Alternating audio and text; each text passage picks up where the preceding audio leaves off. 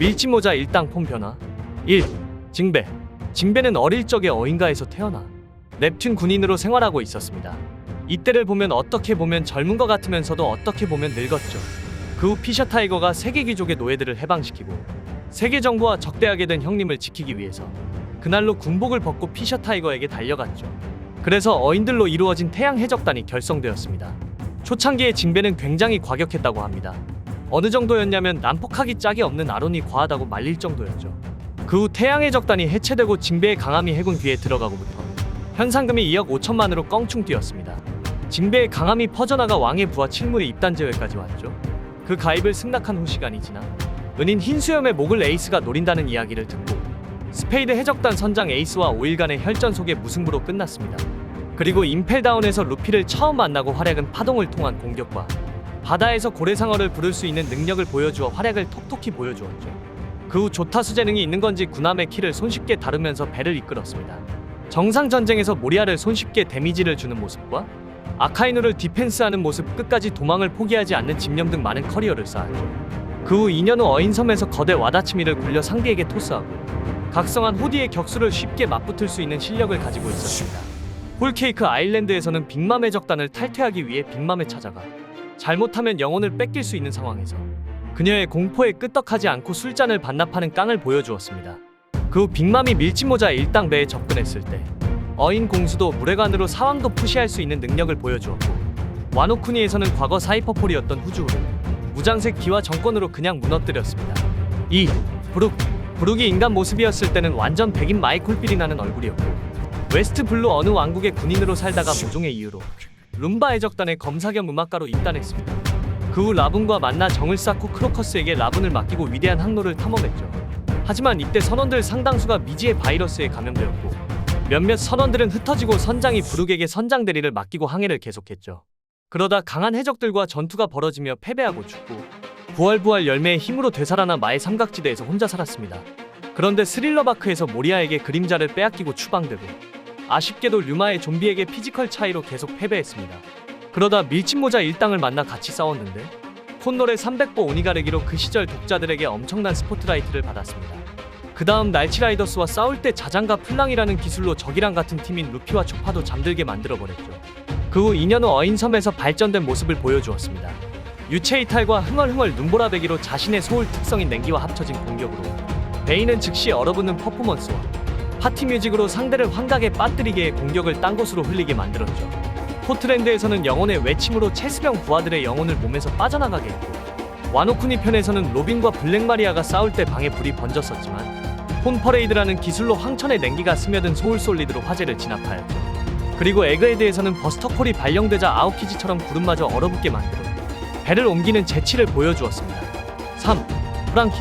프랑키는 처음부터 사이보그로 태어난 게 아닙니다. 해적 부모 밑에서 태어나 10살 때 못 말리는 말썽꾼이라며 버려졌습니다. 그리고 워터세븐에서 톰을 만나 그스라에 들어가 배를 만드는 일을 갈고 닦았죠. 그러다 톰이 정부에게 끌려가자 바다 열차를 온몸으로 막다가 몸이 갈갈이 찢겨나가고 자신의 의지로 몸을 사이보그로 만들었다고 합니다. 그리고 양아치들과 배를 곪고 있는 불황자들을 싸그리 거두 패밀리를 조직하여 우두머리로 군림했습니다. 그 다음 밀짚모자 일당을 만나 루피와 싸울 때 불을 입에서 뿜는 공격과 손이 늘어나는 공격, 포탄, 공기포를 공격했고, 정부기관과 싸울 때 입에서 못을 뿜는 공격과 스트롱 해머로 네로를 공격했습니다. 그리고 프랑키 켄타우로스라는 기술로 뭔가 부족한 켄타로우로스를 따라한 공격을 이용하여 상대방을 포박할 수 있고 손에서 총을 쏠 수 있는 공격도 보여주었습니다. 그리고 방귀를 이용해서 날아갈 수 있는 후드포, CP9과 싸울 때 공기포 후드방과 프랑키 복싱, 그리고 자기 말로는 유도탄이라고 하지만 자기가 직접 따라다니는 공격 디스트로이포를 보여주었습니다. 2년 후 베가펑크 고향에서 그의 아이디어를 얻어 더욱더 로봇처럼 변했으며 머리도 자유자재로 바꿀 수 있는 스타일로 바뀌었고, 크라켄과 싸울 때 미사일 런처와 어인섬에서 싸울 때는 강철 바이크, 탱크, 프랑키 장군으로 어인들을 거침없이 몰아붙였습니다. 그리고 기대하던 레이저빔으로 이카로스를 오징어구이 신세로 만들었죠.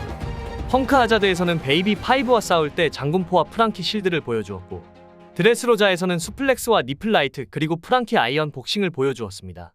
와노쿠니에서 프랑키 장군으로 승리의 V 플래시라는 참격을 날리는 기술을 보여주었고, 빔으로 마지막을 장식했죠. 4. 로빈. 어릴 때 꽃꽃 열매를 먹어 다른 사람들과 다르다는 이유로 차별받아 외톨이로 자랐습니다. 그러다 오하라가 망하고 강제로 떠돌이 생활을 하다가 계속해서 배신을 당하면서 크로커다일 밑으로 들어갔죠. 초반 로빈의 공격기는 대부분 주짓수 기술로 사람들을 꺾고 비틀기 형식이죠. 페루와 싸울 때 가볍게 관절 꺾기로 털어버렸죠. 그 후 대부분 관절 꺾기 기술만 사용해서 딱히 폼이 달라지지 않았고 애니에스로 비해서 연속 싸대기와 사람을 옮길 때 손을 피우는 것 등 대부분 비슷비슷했습니다. 그러다가 스릴러바크 편에서 거미 좀비와 싸우다가 다리가 무너지자 잠깐 동안이나마 날 수 있는 날개를 만드는 폼을 보여주었죠. 샤본디 제도에서는 약간 커다란 손을 만들어 잠깐 파시피스타의 얼굴 빔을 자폭하게 만들었습니다. 그 후 2년 후 다시 만났을 때는 바닷속에서 잠깐 커다란 손을 만들어 배의 충돌을 막아주었고 어인섬에서 싸움이 있었을 때 커다란 다리를 만들어 적들을 뭉개버렸죠. 그것뿐만 아니라 자신의 신체 자체를 피워 2명의 로빈을 만들어 적을 꺾기도 했죠. 로빈의 능력 정말 잠재력이 무궁무진하네요. 그리고 와노쿠니에서는 잠입해서 정보를 얻기 위해 자신의 신체를 피워 사람들을 농락했고 블랙마리아와 싸울 때는 혁명군에게 코어를 부러뜨리는 기술을 배워 천장을 박살내버렸죠. 그 후 데모니오라는 진짜 악마 거인으로 변하여 블랙마리아를 손쉽게 꺾어버렸습니다. 5. 초파. 초파는 드럼왕국에서 태어났지만 태어났을 때부터 불행했습니다. 그 이유는 파란 코를 가지고 태어났다는 이유로 가족들은 그를 학대하고 무리에도 끼지 못하게 했죠. 그러던 어느 날 사람 열매를 먹어 더더욱 평범한 술록이 아닌 모습이 되었고 와포루를 만나 의술을 익히고 닥터 히루루크를 만나 의술을 더 업그레이드했습니다. 그리고 와포루 1단과 싸울 때 기본 능력으로 동물형 강력 강화, 인수형 두뇌 강화, 인간형 중량 강화 폼을 보여주었고 일부에서 럼블볼 1개를 먹어 모피 강화, 뿔 강화, 비력 강화, 완력 강화를 보여주었습니다. 애니에스로비에서는 럼블볼 3개를 먹어 이성을 잃는 괴물로 변하는 모습도 보여주었죠. 2부에서는 지하의 저에서 배가 충돌되는 걸 막기 위해 모피 강화를 보여주었고 강력 강화는 샤본디 제도에서 보여주었습니다. 어인섬에서 뿔 강화로 어인 두더지의 속도를 따라잡았습니다. 그리고 유력 강화로 쿵푸의 특화된 형태로도 변했죠. 그 다음 럼블볼을 먹고 3분 동안 과거처럼 괴물로 강화되지만 이성을 유지할 수 있게 되었습니다. 이걸로 퀸의 뺨때기를 후려쳐버렸죠. 하지만 변신이 풀리고 2-3시간은 걷지도 못합니다. 이후 시적 클라운의 도움을 받아 럼블볼을 개조해 와노쿠니 편부턴 기존의 10배인 30분으로 늘어났죠. 이 효과 지속시간이 풀리면 소인족 수준으로 작아지고 노인 말투가 되죠. 6. 나미. 나미는 과거 해병이었던 벨메일에게 발견되어 양육되고 있었고 하필 운이 안 좋게 아론 일당이 코코야시 마을을 접수하고 벨메일은 결국 아론에 의해 사살되었습니다. 이때 나미는 조립식 3단 나무봉을 사용했죠. 그러다 알라바스타에서 우소비 준 크리마 텍트라는 무기를 받아 기우와 함께 공격할 수 있었죠. 이때 그냥 장난감인 줄 알았지만 지능 조금만 굴리면 번개를 만들어 공격이 가능했습니다. 그리고 토네이도 템포 등 변수 공격도 가능했죠. 그 다음 애니에스로 비편에서 우소비 업그레이드 시켜줘서 퍼펙트 크리마 텍트를 사용했습니다. 그의 위력은 좀 더 배가 되었고 썬더볼트 템포나 썬더 차지 등 번개 기술이 환상적이죠. 그 다음 신기루 템포를 써서 실체가 없는 분신을 만들어 적에게 혼란을 줄 수 있고 썬더랜스 템포로 칼리파를 격파했습니다. 2년 후 날씨를 연구하는 작은 하늘섬 웨더리아에서 성장한 후 소설이 크리마 텍트로 업그레이드했습니다. 신기루 템포를 자유자재로 사용 가능해졌고 돌풍소드로 강력한 돌풍을 발생해 적을 날려버렸죠. 블랙볼로 조물애기들을 상대하고 밀키로드, 히트에그 등 다양한 날씨 공격을 더 많이 하게 되었습니다.